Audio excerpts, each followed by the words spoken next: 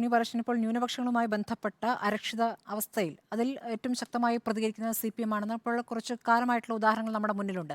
അപ്പോഴും ലീഗിനെ കൂടെ കൂട്ടുക അല്ലെങ്കിൽ ലീഗിനെ കൂടി മുന്നണിയിലേക്ക് കൊണ്ടുവരിക എന്നൊരു ഉദ്ദേശം കൂടി CPM-നുണ്ടായിരുന്നോ എന്ന ഒരു ചോദ്യം അവിടെ നിൽക്കുന്നു. അതിനെ എങ്ങനെയാണ് കാണുന്നത്? നോക്കൂ, CPM-നെ സംബന്ധിച്ചിടത്തോളം ഒരു രാഷ്ട്രീയ അനിവാര്യതയാണ് ക്രിസ്ത്യൻ സമുദായത്തെയും മുസ്ലിം സമുദായത്തെയും കൂട്ടത്തിൽ നിർത്തുക എന്നുള്ളത്. ഇപ്പോൾ 2011 മുതൽ 2016 വരെയുള്ള ഉമ്മൻചാണ്ടി മന്ത്രിസഭയുടെ കാലത്ത് ക്രിസ്ത്യൻ സമുദായം വളരെ അജിറ്റേറ്റഡ് ആയിരുന്നു. കാരണം അഞ്ചാം മന്ത്രി വരുന്ന സമയത്ത് ഈ ക്രിസ്ത്യൻ സമുദായത്തെക്കാൾ വലിയ പ്രാധാന്യത്തോടുകൂടി ലീഗിന് UDF-ൽ പരിഗണന കിട്ടുന്നു, UDF-ൽ എപ്പോഴും ലീഗിൻ്റെ ആധിപത്യമാണ് എന്നുള്ളതിനകത്ത് സഭകൾക്ക് തന്നെ വലിയ വിയോജിപ്പുണ്ടായിരുന്നു. KCBC അടക്കമുള്ള സഭകളൊക്കെ അക്കാര്യത്തിൽ വലിയ വിയോജിപ്പുകൾ പറഞ്ഞിട്ടുണ്ട്. അപ്പോൾ 2016 വരുമ്പോൾ സ്വാഭാവികമായിട്ടും ആ ഒരു വികാരം ക്രിസ്തീയ സമുദായത്തിൽ ഉണ്ടാവുകയും അവർ ഒരു നല്ല ശതമാനം ആളുകൾ LDF-നൊപ്പം ഷിഫ്റ്റ് ചെയ്യുകയും ചെയ്തിട്ടുണ്ട് ആ വോട്ട്. അതിനോടൊപ്പം തന്നെ നേരത്തെ അരുണും നികേഷും ഒക്കെ സൂചിപ്പിച്ചതുപോലെ ഈ ന്യൂനപക്ഷ വിഷയങ്ങളുമായി ബന്ധപ്പെട്ട് ഇടതുപക്ഷം പ്രത്യേകിച്ച് CPM എടുക്കുന്ന സമീപനങ്ങളോട് ഒരു താല്പര്യം മുസ്ലിം വിഭാഗത്തിനുമുണ്ടായി. വേണ്ടത്ര രീതിയിൽ കോൺഗ്രസ് ആ വിഷയങ്ങളിൽ പ്രതികരിക്കുന്നില്ല, ആ സമരങ്ങൾ ഏറ്റെടുക്കുന്നില്ല എന്നൊരു തോന്നലുണ്ടായി. അപ്പം ഈ രണ്ട് സമുദായങ്ങളും ഒരുപോലെ ഒരു നല്ല വിഭാഗം ഈ രണ്ട് സമുദായങ്ങളിൽ നിന്നും LDF-ന് അനുകൂലമായി 2016-ലും 2021-ലും ഷിഫ്റ്റ് ചെയ്തിട്ടുണ്ട്. അതിൻ്റെ ഗുണമാണ് ഏതാണ്ട് 99 സീറ്റ് വരെയുള്ള LDF-ൻ്റെ വളർച്ച എന്ന് പറയുന്നത്.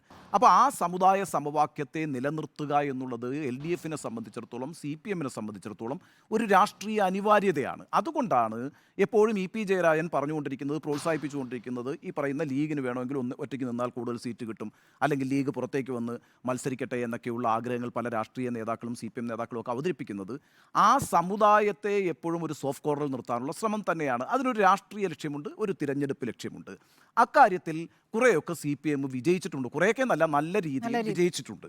എന്നാൽ ഇന്ന് ഞാൻ അങ്ങനെ ഒരു സ്ഥിതി കാണുന്നില്ല. പ്രധാനമായിട്ടും ഇപ്പോൾ ക്രിസ്തീയ സമുദായങ്ങൾക്കകത്ത് പഴയതുപോലെ ഒരു യോജിപ്പ് LDF-നോടുണ്ട് എന്ന് ഞാൻ വിചാരിക്കുന്നില്ല. ഏറ്റവും റീസെൻ്റായ സംഭവങ്ങൾ ഇപ്പോൾ ഇന്ന് നമ്മളിരിക്കുമ്പോൾ നമ്മൾ കേൾക്കുന്നത് ഓർത്തഡോക്സ് ബാവ വെല്ലുവിളിക്കുകയാണ്, അല്ലെ, വേട്ടക്കാരൻ്റെ പട്ടിയെ ഉടുക്കുകൊട്ടി പേടിപ്പിക്കേണ്ട എന്ന് പറയുന്നത്. മന്ത്രിയെ ഒക്കെ ഇരുത്തിക്കൊണ്ടാണ്. വാസവനും വീണ ജോർജും അവിടെ ഉണ്ടായിരുന്നു. അപ്പോൾ അവരെയൊക്കെ ഇരുത്തിക്കൊണ്ട് അത് പറയുന്നു. ചർച്ച് ബില്ല് നടപ്പാക്കിയിട്ടില്ല എന്ന കാര്യത്തിൽ ഒരു അമർഷം യാക്കോബായ സമുദായത്തിനുമുണ്ട്. അപ്പോൾ ആ രീതിയിൽ പ്രശ്നങ്ങൾ രൂപപ്പെടുന്നു. ഞാൻ കഴിഞ്ഞ ദിവസം സൂചിപ്പിച്ചിട്ടുണ്ട്, ഇപ്പോൾ താമരശ്ശേരി, മാനന്തവാടി, തലശ്ശേരി രൂപതകൾ വന്യജീവി വിഷയവുമായി ബന്ധപ്പെട്ട് നടത്തുന്ന പ്രതിഷേധങ്ങളും അവരുടെ വെല്ലുവിളികളും. അപ്പോൾ ആ സമുദായം ഈ പറയുന്ന 2016-ലും 2021-ലും കാണിച്ച ആനുകൂല്യം അവിടെ നിന്ന് ലഭിക്കുമോ എന്ന കാര്യത്തിൽ ആശങ്കയുണ്ട്.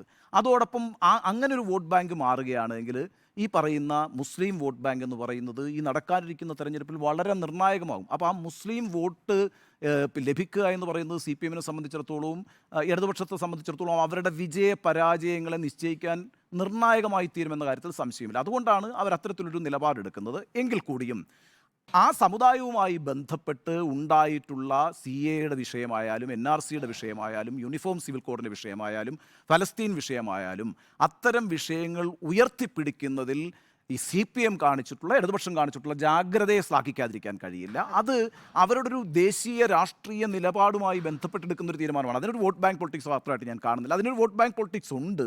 എങ്കിൽ കൂടിയും അവരുടെ പ്രഖ്യാപിത രാഷ്ട്രീയ നയവും നിലപാടും അത് തന്നെയാണ്. കോൺഗ്രസിനെ സംബന്ധിച്ചിടത്തോളം അവിടെ ഒരു വീഴ്ചയും സംഭവിക്കുന്നുണ്ട്.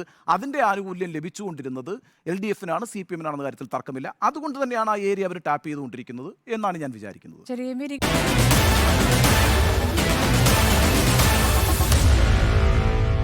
Meet the editors.